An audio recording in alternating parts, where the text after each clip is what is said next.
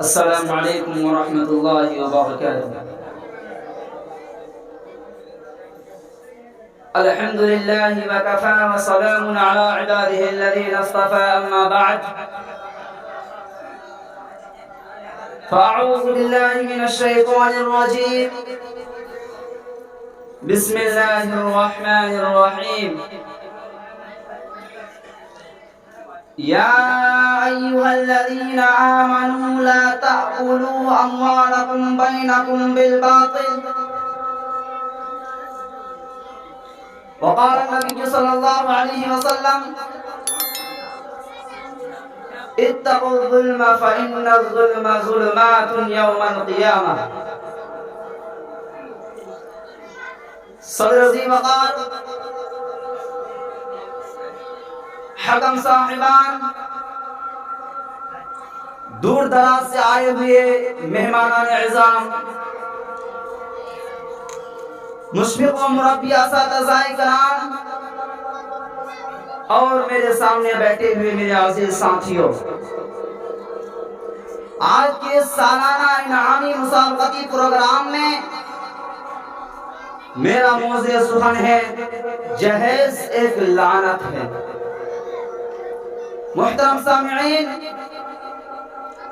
جہیز عربی زبان کا لفظ جہازہ سے مشتق ہے، جس کا معنی تیار کرنا، انتظام کرنا یا دان مہیا کرنا ہے۔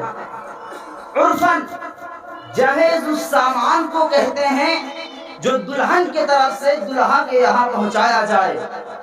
محترم سامعین کرام، اسلام ایک ہماگیر مذہب ہے کہ جس نے زندگی کے ہر موڑ پر ہماری رہنمائی کی ہے اور ہمارے لیے رہبر بھی متعین کیا ہے۔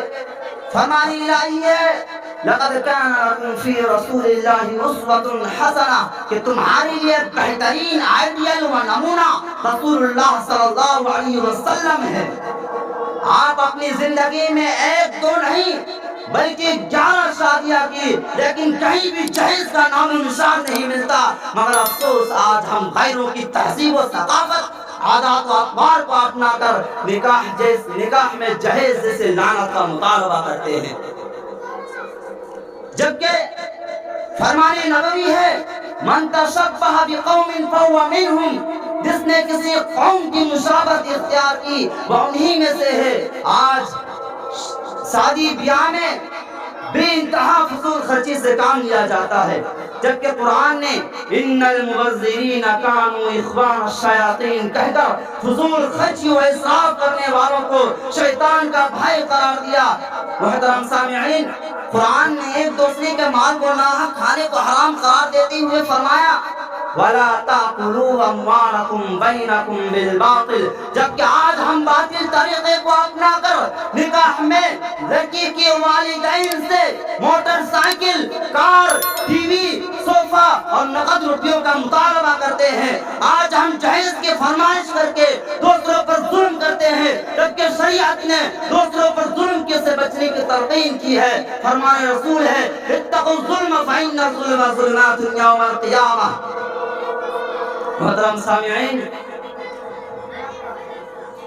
جہیز کا مطالبہ پورا نہ کرنے پر یا غریب آدمی کے سامنے دو ہی راستہ رہ جاتا ہے، ایک اپنے لڑکی کو، اپنے بیٹی کو عمر بھر گھر میں بیٹھائے رکھے، یا لمبے چوڑے سودی قرض لے کر یا جائیداد رہن رکھ کر یا زندگی بھر کی کمائی جسے کوڑی کوڑی کر کے خون پسینہ بہا کر اکٹھا کیا ہو ایک ہی دن میں خرچ کر کے معلوم محصورہ ہو کر بیٹھ جائے اور عمر بھر اس کو کمر توڑ قرض کا خمیازہ بھگتتے رہے یا دیگر صورت ان کا گلا گھوڑ دیا جائے۔ محترم سامعین، اللہ تبارک و تعالیٰ نے فرمایا وَإِذَا الْمَوْءُودَةُ سُئِلَتْ بِأَيِّ ذَنبٍ قُتِلَتْ، اسی جہیز کی وجہ سے کنواری لڑکی آج گھروں میں بیٹھی بیٹھی اختناق الرحم، جنون، مرگی اور برسام جیسے مہلک امراض کا شکار ہو جاتی ہے۔